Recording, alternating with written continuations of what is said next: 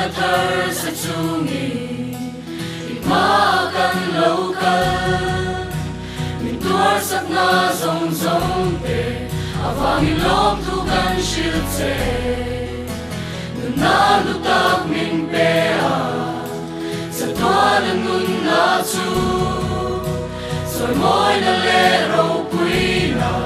Inelakan ram na natse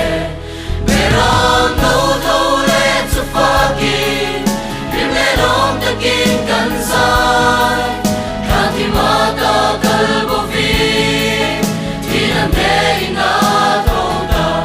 Suan mo eta min kanin Zalena min pea Inyak numakalin Nitinig ka suyam tse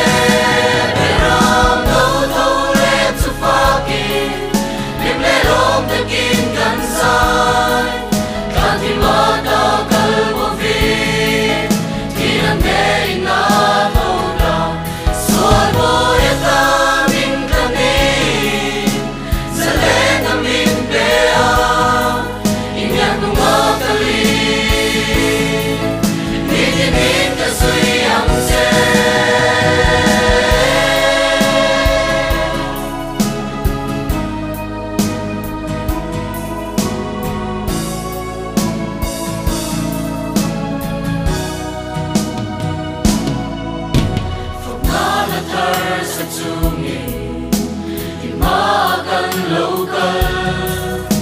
Mintuar sak na zong zong te Avang ilong tukan shiltse Nalutak min pea Sa tualan nun na chu Soy moy na lero